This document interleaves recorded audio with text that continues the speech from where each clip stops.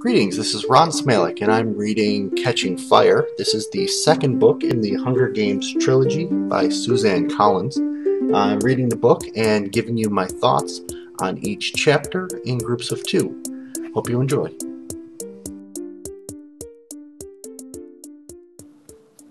Alright, so here we are in chapter 27. This is it. This is the end of Catching Fire, the second book of the Hunger Games. I will give you my thoughts, and then I will talk about some general observations on this book and the series so far. So my notes for this chapter are actually written, they start off being written fairly staccato, and I'll give them to you as I wrote them. Explosions, fireworks, hovercraft, Plutarch, blackout, table. Find and kill Peeta before the Capitol can make him agonize. And then I thought, well, why in movies and books do people that get taken prisoner or that are wounded and then wake up in a hospital with like no guards, no nurses, no restraints on, and they can just wander about until someone happens to find them? Oh, you're up. Like, aren't they supposed to be hooked up to machines and all that stuff? Anyway, my next note was Plutarch and Finnick are talking. Haymitch explains, and this part really bothered me because I'm pretty disappointed. It feels like it was just stuck in here and summarized at the last minute. I really would have liked a longer explanation, maybe a whole chapter on Haymitch explaining what's been happening outside of the games.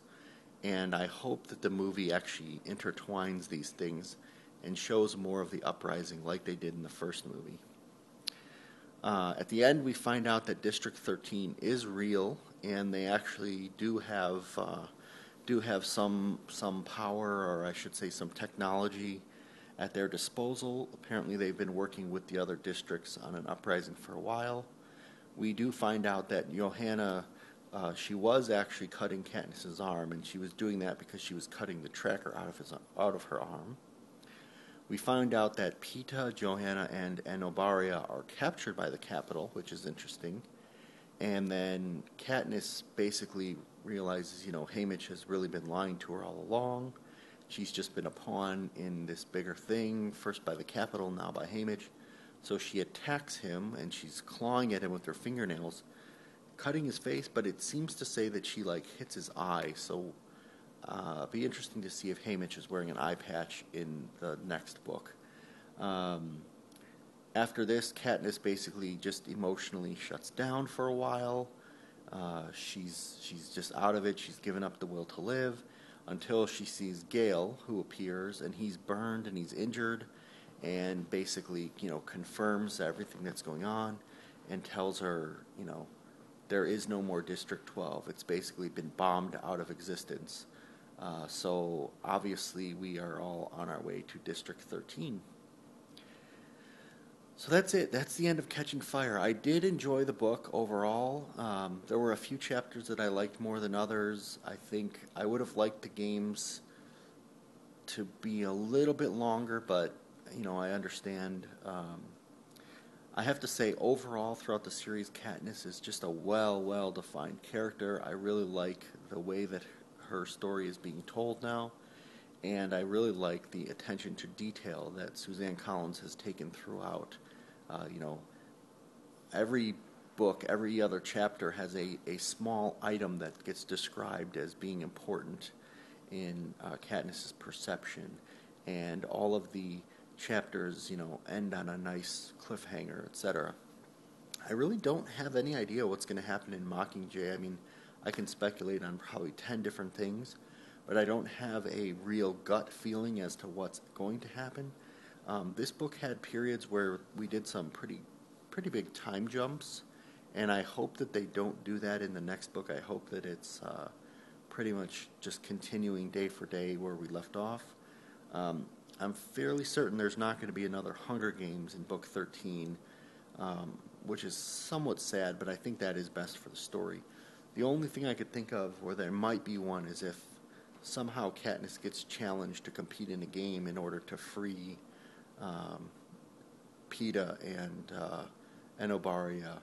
But I have a feeling there's some kind of rescue mission that will happen. Other than that, I don't know what's going to happen next, and I'm very much looking forward to it. I've already downloaded the book, and I will begin that shortly. Right now, I'm actually reading The Wind Through the Keyhole by Stephen King, so that there will probably be a delay between this video and when I start my Mockingjay video. Little delay. I have a hard time throughout this book envisioning how Finnick and Johanna look, particularly their age. So BT, I had this problem at first until he was described as kind of an older school professor, and then I got this vision of him locked in my mind. Haymitch, obviously, I always envisioned as Woody Harrelson. Mags was clearly old, but everyone else I kept envisioning them as teenagers. So Finnick and Johanna and Brutus and Obaria, I know they were described at one point in sort of where we know how many years ago they won their game, so they must be 30s, 40s, etc. But for whatever reason, I just kept envisioning them as teenagers. It'll be interesting to see the casting for those characters in the movie. And the other thing I was wondering overall is, like, why did the Capitol keep the games going if there was so much revolt going on? Wouldn't they just shut down the games and focus on that and keep punishing all the people, like, or just kill off all the victors and be done with it? I'm not exactly sure why they kept the game going. Maybe it was just President Snow, and this has become too personal. And the very last thing that I wondered, sort of idly throughout, I didn't know which chapter to bring this up in, is I was wondering about the very first Hunger Games that happened 75 years ago, when the kids who got reaped got into the games, but they had not been conditioned for this kind of violence. They had not been conditioned to kill each other and become a winner.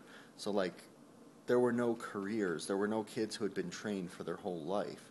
And I wonder, if those early games where the characters were killed off more by the environment than by each other, and just the sort of evolution of the society as the careers, became important, and if the Hunger Games had kept on going for hundreds and hundreds of years without an uprising occurring, what would have happened? Would all of the districts eventually have had careers, and things would become, much more like this gladiator funded game stuff like The Running Man, or would it still stay somewhat how it is now? So idle thoughts there, but overall I did enjoy Catching Fire.